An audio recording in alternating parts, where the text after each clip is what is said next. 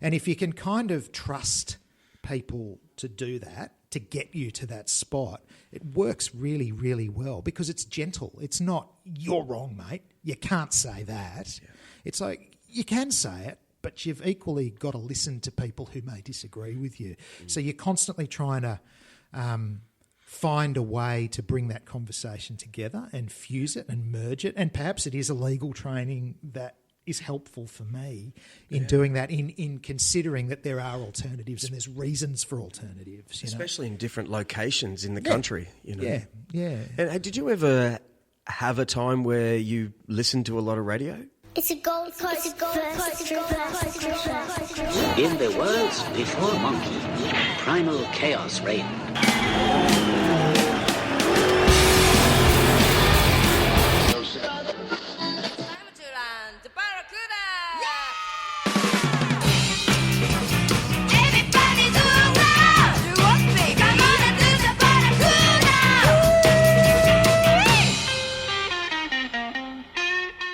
G'day viewers, this podcast was brought to you by Koala Karma, the chill out drink. Yeah, I feel good. Sit back, relax, and listen to Champion, the champion. I'm going to leave all these mistakes in because Matt Webber from ABC Radio, the Drive program, 91.7, was just in here now. We had a great time. A really interesting guy with a great voice. You'll hear it yourself. So what I mean is that he's in the same kind of funny, well, do you call it an industry when you're doing a podcast? I don't know. But he has to talk on the fly every day and not make mistakes, and that's pretty amazing. And create a show and a good show too. That another guy that's changing the coast in a good way. I always say that about Leo at the boat shed. Created stand-up paddleboarding that just took over the coast, and that leads to this whole area. Cindy, Buskers by the Creek, is bringing 260 acts to Currumbin every year, and just amazing things that happen all over the coast at the moment. Anyway, listen to me gushing. So, are you there, Matt Webber? Yeah! Now, my Matt Webber, put it there. Hello, Drew. How are you, mate? Get right on in on this. I know I don't have to tell you. Yes, technique. But my gear is pretty crap. Oh! And I'm trying not to record that aircon. All right, so that's my little trick in this little place. It's great to see you. Good to see you too, mate. Man, I mean it. What do you want to talk about? I've got to get right in. Yeah, right? yeah, it's a funny Nose deal on. here. Yeah, funny deal. Like we're commentating the cricket almost. Yes, it is. Hey, so radio announcer. Yeah. It feels weird being on the other side of things. Yeah, I'm meant to be asking you questions. I bet you along the way I tried to turn it around. You already have. But I tried to. I see you around Currumbin all the time. Yep. Stomping ground. Yeah, and I only looked you up last night. Okay. Seriously? Yeah, and I went, okay. So you do research and everything? Well, no, not normally. So I wanted to. So anyway, here's a koala karma, mate. Yeah, cool. What do we do here? It's the opposite of an energy drink. It actually calms you down. A relaxation Yeah, drink? it's beautiful. Gold Coast company. Caffeine free. They're my sponsor. Are they? Only sponsor. But they work a treat when it comes to chatting like this. Okay. Here's to you. I've got to go to work after this. Well, same old. They don't, That's right. they work. Here's to you. Koala Karma. I'm not used to advertising stuff. Oh, yeah. So, Now, I may never stop now. That's quite a delicious beverage, isn't it? Isn't Koala Karma. Koala Karma. well, I'm not trying to sell it right now, but what's interesting about the drink market is that Jamie told me there's two ladies. They end up on Shark Tank with this. They're from the Gold Right. Coast. And the reason it tastes like this is because it's meant to give you that relaxing feeling. Whereas an energy drink, they actually flavour it that way so it tastes like medicine. Do you know I've never drunk an energy drink in my life? Oh, Other than really? coffee. It's probably good. It's probably a good thing, I know. I'm clean. Yeah. Clean, devoid of caffeinated, Well, they do something to you. beverages. Oh, hang on. No, Red Bull. Red Bull, yeah. Well, There I go advertising again. why can't you advertise on ABC? Oh, it's because the national broadcaster, mate. It's just the rules. You just Right. can't. It's not...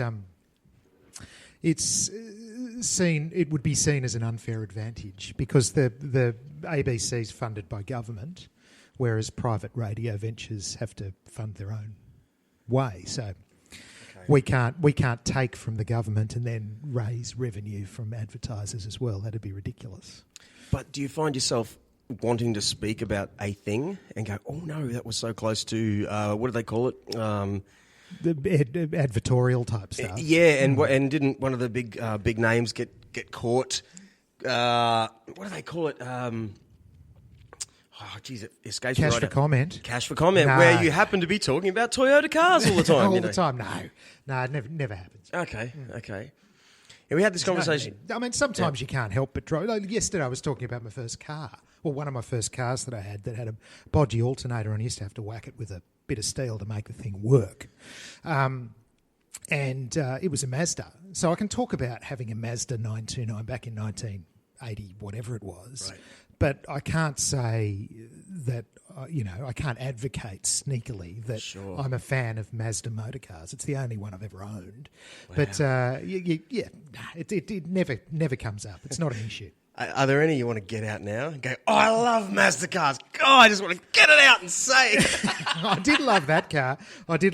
And my wife, mum had one. My wife ruined it. It was beautiful. It was a lovely yellow and with a brown velour interior. And it was really flawless beyond the alternator, but I didn't have any money, so I couldn't get it fixed. Sure. Just it got a bit stuck. I don't know anything about mechanics or machines or engines or anything like that, but a bit of a whack with a bit of steel that I kept on the dashboard yeah, that there. works a treat. Yeah, just unglued whatever was glued. Yeah. Away we went. Hey, where are you from? Because that's why I searched for you. I tried to, and I really couldn't find. I'm a nomad. Yeah? I'm a nomad. I was born in Melbourne, and then from Melbourne we moved to Echuca on the Murray River. Beautiful spot. Here. Okay. Yeah. You from... See, my teeth are broken. Yeah. I smashed my entire face at the Echuca Moama Speedway. Dude, that bastard place. Are they still there? They're probably They still are. on the Well, turf one of them's on the somewhere. track there. Yeah. Oh, I can't believe it. There you go. I love it and hate the place. Small world, yeah. Drew. Changed my life, Crack. that. Nearly killed me. I spent a few formative moments. Your teeth. Yeah, Still- wow. So still how long do were it. you there for? Oh, only a few years. And Dad was a country solicitor, a small town solicitor. It's a much bigger place now. But Yeah. back then, I was the only kid. I got a brother and a sister, but they came later. And we lived in beautiful Echuca for about 3 or 4 years, but it was a pretty lonely place for Mum. Dad had his work. Mum didn't have much other than me. And then I think there was an encephalitis outbreak, Drew. And I used to love playing in the sandpit, which is where the mosquitoes were, which carried the encephalitis. And it was the straw that broke the camel's back. And I think combined with Mum not being particularly happy there, loved the house and everything, but we moved from there to Sydney. And then that's where we stayed. I schooled in Sydney, then left school, moved to Melbourne. Yeah, what sort of area in Sydney? I was in Cremorne. Cremorne. I just lived there with my wife only in 2008. Seriously? 2007, yeah. Amazing. Right there in the Oaks. We're practically brothers. Yeah. Cremorne's a great little spot. Yeah, it's a brilliant place. Yeah, well, the Oaks was a bit of a stomping ground post-school, But was there for most of university time and then moved to Melbourne, 10 years, then up here. Have you been to... Okay, I've got to pull you up there. Yeah. You know that down at Currumbin, there's a guy that sells German sausages and coffee. Mm-hmm. Yeah? Mm-hmm. Great bloke to talk to. You go into his tiny little shop. Next to the Japanese place. Yeah, next to Zepang's. Zepang, yeah. Advertising again. Anyway, so I go in there. Advertise them willingly. I love that food. Oh, yeah. Do you find yourself... Currumbin is such a little sort of town. You end up knowing everyone who owns the little coffee shops. So I have to actually haul myself out to one of them. Like every day there's Shazza over there at Polodora, Yeah. Anyway. It is a bit like that. I drop in him. He's a great one because he's from Sydney. Yes, right. And he's moved up here because I believe his daughter got married up here. The classic story. He's like I'm putting stories out there, but I think he's the old bloke bachelor who was, It's a cool thing. You go into his shop and he's got lots of old Sydney magazines, the way we were. And just this last week, I was flicking through one and he goes, oh, yeah, mate, I used to go there. I used to see Midnight Oil at that pub at Cremorne, the Cremorne Hotel. Cremorne Hotel, yep. Which I think is called the Oaks then. Now it's got this high-rise. Oh, yeah, God, it's a coincidence that the Oaks hotel chain took over there's the Oaks with the big tree. Yeah, yeah. The fig. I think it's become it's called the Oh, the Hole. Oak, The locals the call oak it tree. the Hole. The Cremorne Hotel is the Hole. The Cremorne and Hotel? above it is the Oaks Hotel. Seriously? Well, is that the one where, in my day, because I worked, it was the Strata Hotel and then it was the Metropole Hotel. There used to be a pool hall up the top. And there was the Ledger Bar underneath. Yeah, which that's was it. Dodgy. It's the same place. Yeah. So that's the Cremorne Hotel now. Yeah, but now there's like something like a 10-level block on top of it. Right. Sort of thing. Takes up That's the whole... it's apartments these days. Yeah. Ah. Yeah, but it See, still I've has been the back. pub there, but it's... The you know, Ledger Bar was dodgy back Oh, in the so day. dodgy now. I worked in there. Did ya? Yeah, I pulled beers in there. For I a bit. love the place. Worked in the bottle shop underneath. I don't know if that's still Yeah, there. it is. The bottle shop, yeah. It legit is, yeah. It was a great job. It's a great job. Got through a fair bit of stock there on a Monday night. My Wow. mate and I, Angus, used to have the Monday night shift. Yep. And, if something broke, this is dodgy. This is really dodgy. I probably shouldn't even say this, but I No, will. I'm from Logan, mate. You can't out-dodge me. But we fancied ourselves as wine connoisseurs back then. Working in a bottle shop, you tend to drift towards that kind of, just show an interest in it. What sort of Sampling the era odd was this? thing. This is back. Not to put you in it, but... This is 92. So well Or before thereabout. the internet. This is what I say. My ex-neighbour, Paul Thompson, who I've had on this show, he's a copper. Now, he's a retired copper, but far out is he interesting to talk to because he was a copper through all the pre-internet stuff, which meant you'd often find 20 grand worth of cash in a place, and it was just you and your partner waiting for the next car to show up. Like, not so much him at all, Jeez, but the temptation. But the temptation in those days for everyone, it's right there. Mate, I had to move out of there. Like, there was, so I went from the Gold Coast. Actually, busted my teeth. That's why I had this crash at Echuca. Came back to the Gold Coast. I had no teeth for like 3 months. My mouth was wired shut. We ended up. I hate to talk about me, but we're going to Currumbin. This is what was going to happen, see? Yeah, I know. Get you in so I can talk about my stuff. What I mean is that they from Currumbin Valley to finding yourself in Sydney, which I lived in before then as well. But after 8 months of living in Cremorne, where there's that military road and it's like it's a constant. It could be 1 in the morning and you could see 50 cars at all times. Yeah. There's It's a full on. buzz in the air. You actually can't leave anyone. You'd go down to the Heads, you're like a Middle Head, I think it was called, past... Out Middlehead zoo? Road, the zoo there. Worked at the zoo too. But I've realised there's never a chance, and it's only Sydney for crying out loud. It isn't like New York or India. It ain't People Delhi. are always around you. Yeah. It's full on. It's a busy place. I haven't been back for a while, and I don't really have a desire to go back to Sydney at all. My wife does. Sam, she'd be back there in a flash if things would line up. And, she loves it, but I was pretty glad to leave it, to be honest, for that very reason. It was pretty cluttered back then, and just to experience. You got to just try new places, mate. Yeah. New places, and for us that was leaving there and going down to Melbourne. Yeah.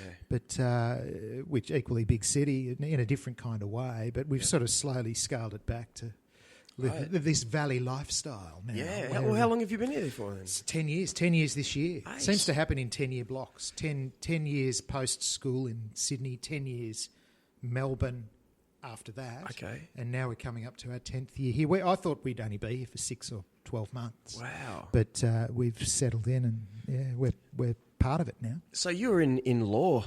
You're a solicitor, I Yep. read. Yeah. Yeah. And were you when you landed on the Gold Coast? No, I'd given it away by then. Wow. I hated it. I hated being a lawyer. I'd say I was working in the bottle shop at the Metropole, and I was playing a lot of sport. I played a lot of cricket and rugby and Aussie rules back in the day for a little while in Sydney too, which was a little unusual, but there you go. And I loved that life, just playing sport and part-time jobs to supplement that kind of lifestyle. And it sort of got to the point where I'd been 3 years out of school, and Dad, who had been a solicitor, just sort of took me under his wing one day and he said, mate, next year all your mates who've gone to uni post-school are going to be finishing their degrees and you kind of haven't done anything yet. Right. You might want to think about doing something. Just have a bit of paper. It'll serve you well. And it was great advice. I'd tell my kids the same thing. Yeah. And I didn't really think much about what it is that I wanted to do. Were you good at school? Like, I was all right. I wasn't a great student. was your father? Is your